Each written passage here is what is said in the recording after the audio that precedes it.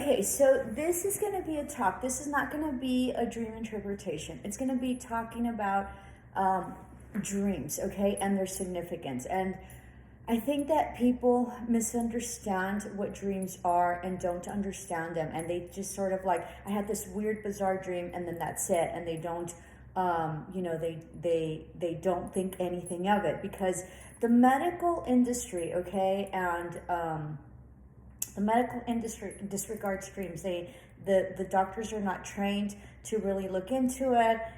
They sort of don't understand it. They know that REM happens, but they just sort of think that it's just like weird stuff that happens and that's it, right? And then you have Freud. So that's the medical, right? And then you have the psychologists or psychiatrists. I think they're psychologists.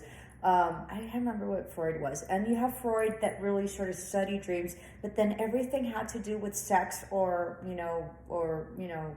sex, okay? Which is not true, all right? And then you have Carl Jung, who was brilliant and really revolutionized and really was Freud's, mentee, right? Freud used to mentor him.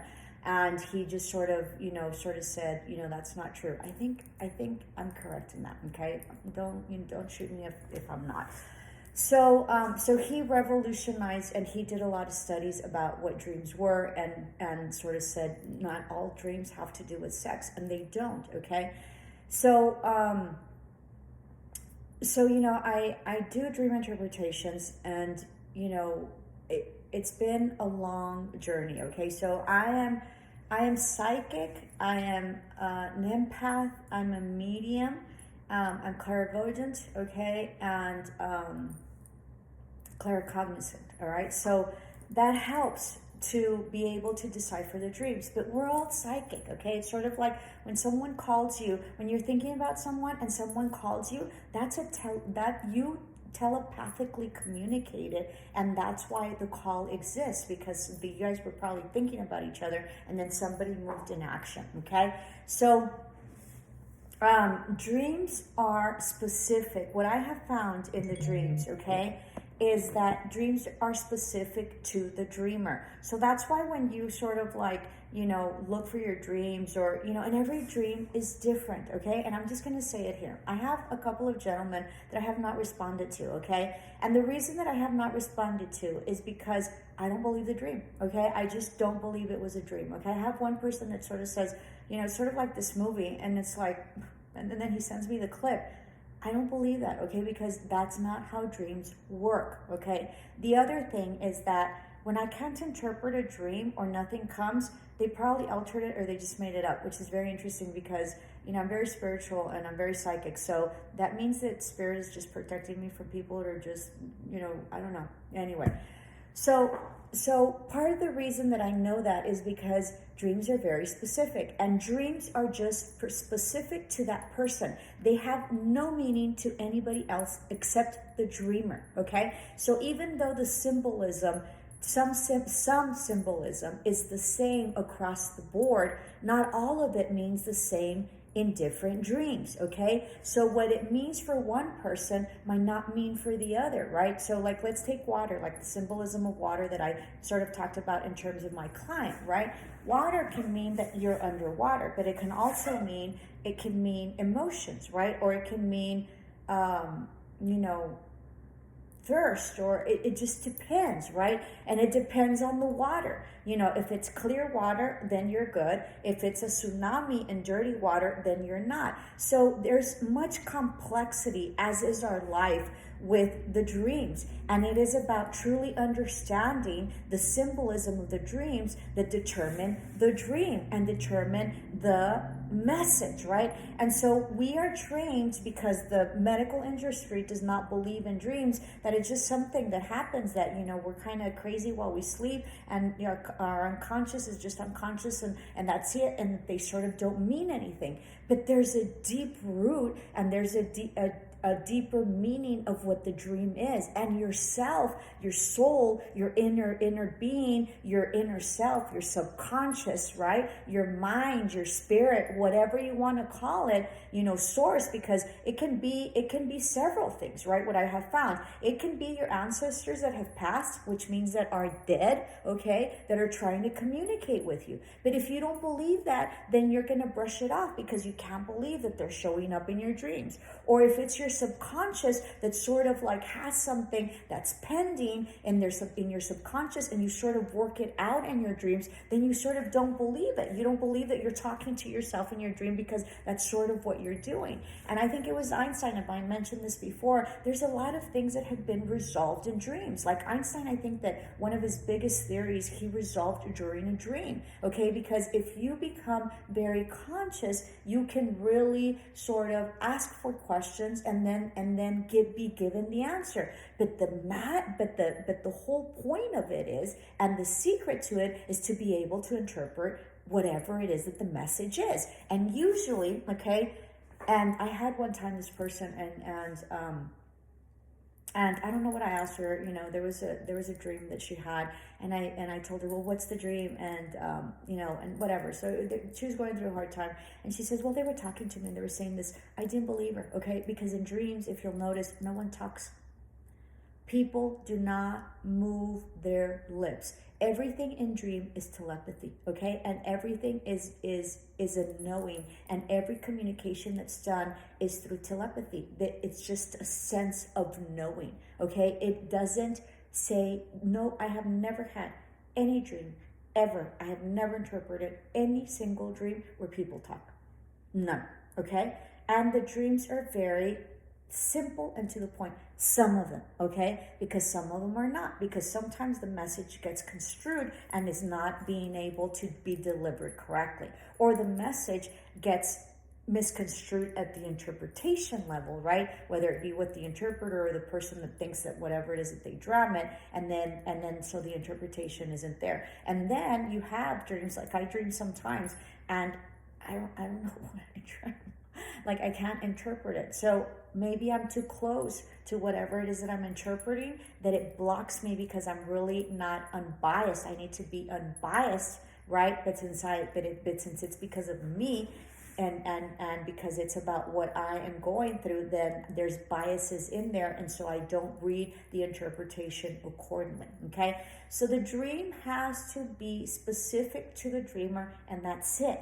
It doesn't belong to anybody else, even if you have other people in the mix, okay? And even if it's sort of kind of off and there's things that were very bizarre in the dream is significant to you, okay? And what happens with the dream is that whatever it is that you see in the dream is important, okay? So that's why when I sort of ask for dreams, they sort of like, we tend to elaborate. Well, like when, like you're in one place and then all of a sudden you're in another one and you're like, well, I think I walked to that. No, that's the way dreams are. It doesn't matter. Like if you're in one place and then you ended up in another place, right? It doesn't matter how you got there, and it doesn't matter. And since time is of the essence, right, with the dreams and the interpretations, whatever is not pertinent to the dream, you're not going to see.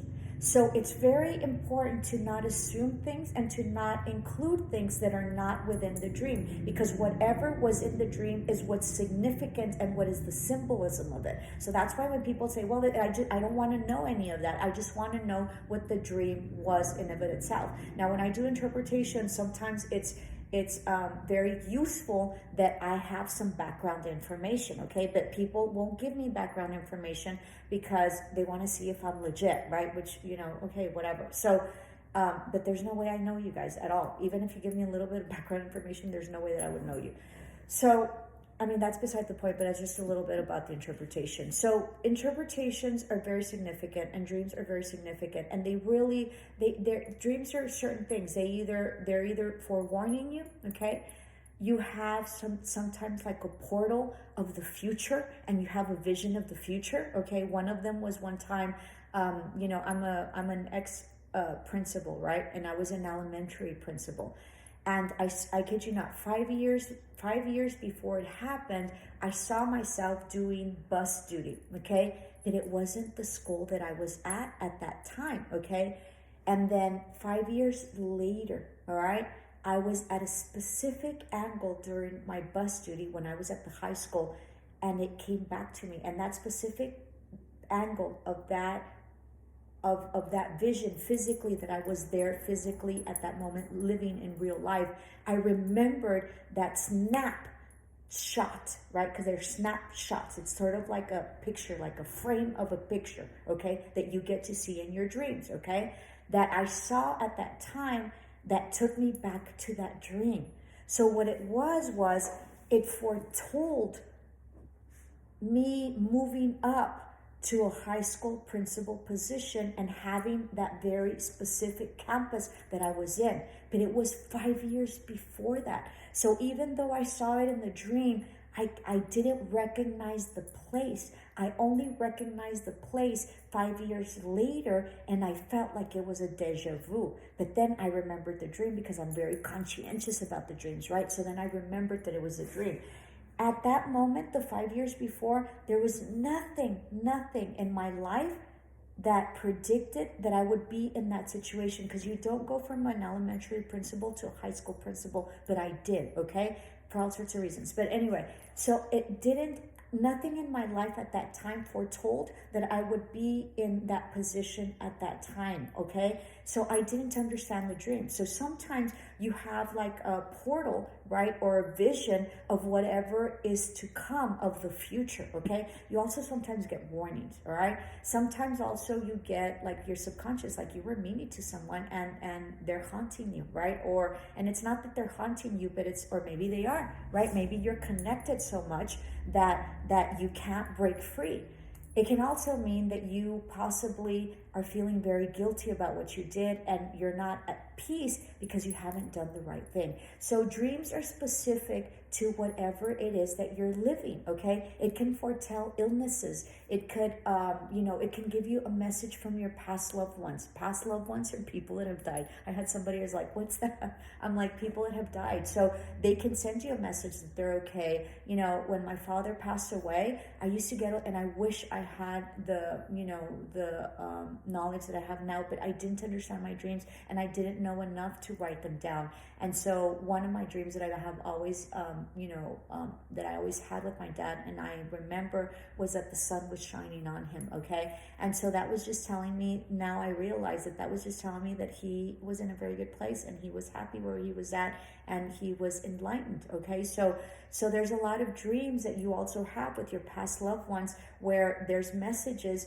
that are given because they have to put you to rest, like they have to ease your heart and your soul if you're very conflicted about it, or you're very distraught or grief stricken by it, okay? So it's a way of them reaching out to give you comfort, to tell you that they're okay, all right?